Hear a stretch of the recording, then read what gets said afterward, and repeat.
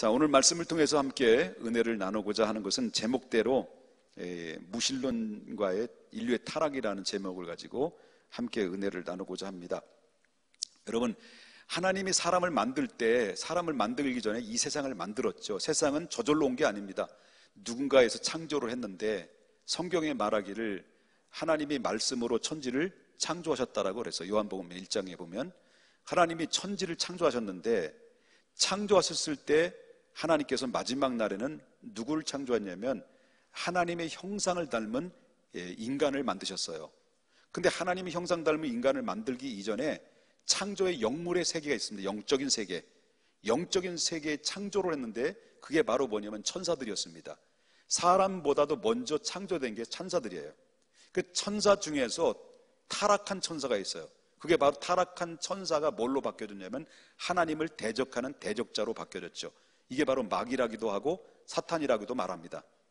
그리고 어떻습니까? 사탄은 하나님을 대적하는 것이 그거는 백발백중 실패라는 것을 알기 때문에 하나님을 대적하기는 너무나 버겁고, 그래서 하나님을 대적할 수 있는 유일한 창구가 누구냐? 하나님의 형상 닮은 인간이 결국 바로 공격의 대상이 타깃이 됐죠. 그래서 결국은 인간을 만들어 놓은 그 인간에게 사탄, 마귀가 인간에게 찾아와서 결국 타락하게 만들었던 그런 범인이었다는 것이죠.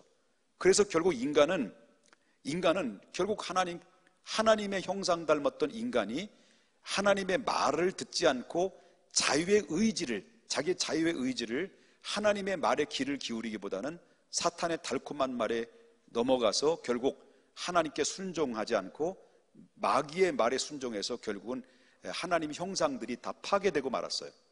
하나님의 형상이 파괴되니까 바로 생각이 허망해지고 생각이 어두워지게 되다 보니까 결국 마귀의 전략대로 하나님을 부정하게 되고, 첫째는 하나님을 부정하게 되죠. 타락한 인간이 그때부터 하나님을 하나님으로 인정하지 못하게 만들고, 그 다음에 오늘 보니까 하나님이 없다 이런 말이 나오잖아요. 이게 타락한 인간의 본성에서 나온 모습들이라고 하는 거죠.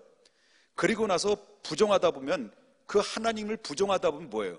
결국 거기에서 뭐가 이어지냐면 도덕과 윤리성이 파괴가 돼요.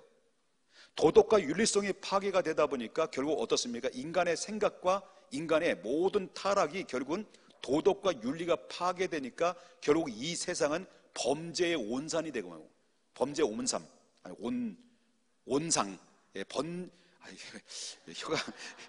범죄의 온상이 되고 말한 거예요. 그래서 결국은 어떻습니까? 이 도덕이 파괴되고 윤리가 파괴되다 보니까 이 세상에는 범죄 속에서 이루어지다가 보니까 결국 어떻습니까? 모든 이 세상은 죄가 관영하게 되는 상황이 이르게 됐다. 전쟁이 왜 일어납니까? 범죄의 원흉이에요.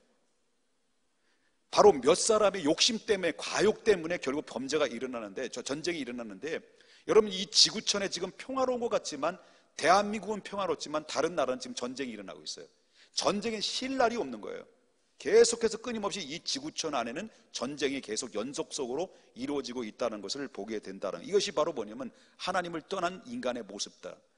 여러분, 그렇기 때문에 마귀의 전략은 뭐냐? 두 가지예요. 두 가지.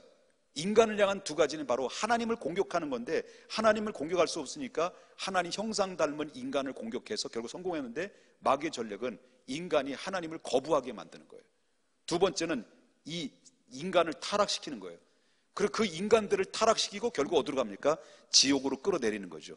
결국 인간은 바로 타락함으로 말미암아 결국 윤리성이 파괴되고 도덕이 파괴됨으로 하나님을 부인하게 만들고 결국 자기 멋대로 살다가 나중엔 천국에는 영원한 지옥에 끌어내리는 것이 사탄의 전략이다라고 하는 것입니다. 그래서 이게 바로 1절부터 4절에 나오는 말씀을 보면은 바로 뭐냐면 어리석은 자는 뭐냐? 어리석은 자는 하나님이 없다는 거예요. 하나님 없다. 그럼 마음 놓고 죄를 범하는 거예요. 이게 어리석은 자의 모습이에요. 그런데 원래 인간은 처음부터 어리석었을까요? 아니었다는 거예요. 원래 인간은 처음부터 어리석은 게 아니었어요.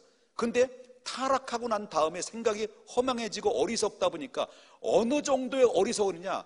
인간은 원래 하나님께로도 왔지만 하나님의 형상이 딱 파괴가 되다 보니까 어떻습니까? 결국은 인간은 하나님을 대신해서 어떤 불안과 염려로 인해서 대신 뭐를 만들어요? 하나님을 보이는 하나님으로 자기가 만든 거, 필요에 따라서 보이는 하나님을 만든 거예요. 거기에는 부처님도 있고, 거기에는 뭐 선앙당도 있고, 거기에는 돼지도 있고, 거기에는 뭐 하다못해 자기도 알지 못하는 우상을 만들어 놓고 자기 인생을 걸어버리는 그런 어리석었고 허망한 사람으로 돌변하고 말았다는 거예요. 이게 이 타락한 인간의 모습이 그거라는 거예요. 그러니까 우리가, 여러분들도 범인이잖아요. 자동차 사고 꼭 반드시 모았어요. 예? 여러분 안 했나? 자동차 사고 말이죠. 거기다 상다리 올려놓고 거기다 뭐 올려놨어요? 돼지 대가리. 5만 원 더 주면 웃는 대가리. 거기다 상다리 올려놓고 거기에 절을 하잖아요. 절을 하는 게 누구한테 절을 해요? 돼지 머리한테 절을 하면서 내 모든 안녕과 보호를 허락해 주십시오라고 묻는 돼지에게 그렇게 기분 나쁘게 절을 하고 자기 인생을 거는 어리석은 사람으로 바뀌어진 게 바로 뭐냐면 하나님을 떠난 인간의 허망한 하나님 형상에서 파괴낸 그런 어리석은 모습으로 나온 거예요. 이게. 그래서 하나님을 떠난 인간은 하나님이 없다. 그리고 도덕과 윤리가 파괴되니까 결국 어떻습니까? 죄를 지어도 죄책감을 느끼지 못하고 살아가는 인간의 모습인데 하나님이 쫙 봤어요.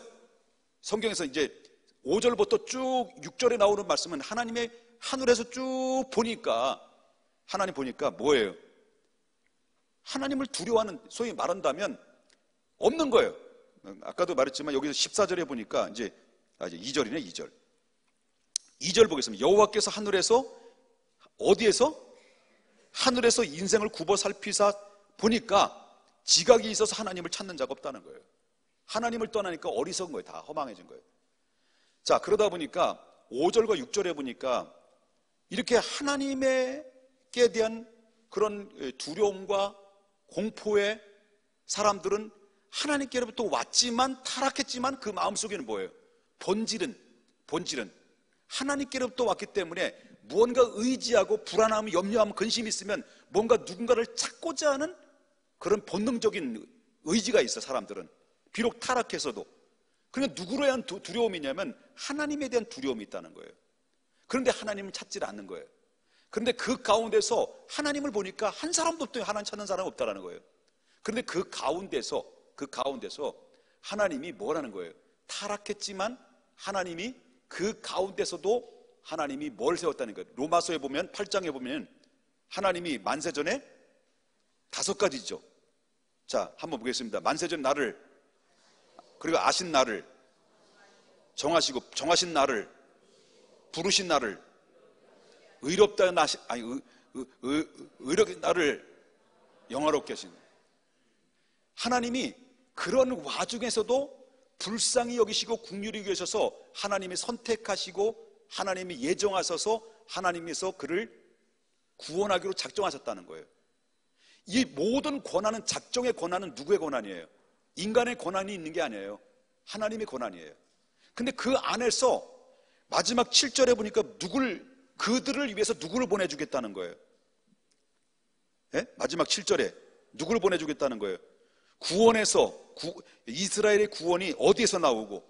시온에서 나오기를 원하노다. 그 시온에서 누가 나온다는 거예요? 바로 그 만세전에 아시고 아신 나를 정하시고 정하신 나를 부르시고 부르신 나를 의롭게 하시고 의롭게 하신 여러분들을 영화롭게 하시기 위해서 누구를 보낸다는 거예요? 예수 그리스도를 시온에서 나오게 하셔서 십자가의 대속에 피 흘려 죽게 하시고, 그리고 우리를 구원의 소식을 알려서 그들이 예수를 믿고 영접하고 하나님의 자녀가 돼서 바로 하나님의 피난처가, 그들을 피난처가 되어주셔서 천국까지 이끌어 주신다는 것이 하나님의 이 예언적, 이 다윗이 기록한 말씀은 예언적 의미에 담겨져 있는 말씀이 오늘 14장이에요. 그래서 저와 여러분이 앞으로 장차 있어진 이렇게 타락한 인간이었지만 하나님이 위에서 내다보지만 아무리 찾아보려도 의인이 없지만, 그러나 하나님께서 그럼에도 불구하고 인간을 불쌍히 여기시고 긍휼히 여기셔서 만세전에 아시고 아신 나를 정하시고 정하신 나를 부르시고 부르신 나를 의롭게 하시고 마지막에 영화롭게 하실 수 있는 그 사람들을 하나님 위에서 누구를 보내주겠다는 거예요? 시온에서 구원자 예수를 보내서 그들을 보호해 주시고 피난처가 되어셔서 영원한 천국에 이르게 하는데 그 주인공이 바로 저와 여러분임을 믿습니다. 하나님이 이 은혜를 잊어버려서는 안 됩니다. 그래서 여기에는 내 공로가 있는 게 아닙니다. 내 노력이 있는 것이 아닙니다. 전적인 하나님의 은혜요, 하나님의 사랑입니다. 그래서 하나님의 은혜요, 하나님의 사랑이기 때문에 내 노력으로 천국 가는 게 아닙니다. 내 힘으로 도덕적으로 윤리적으로 박애주의적으로 하나님 노력해서 천국 가는 것이 아니라 하나님이 나를 무조건 능력과 상관없습니다. 지혜와 상관없습니다. 지식과 상관없습니다.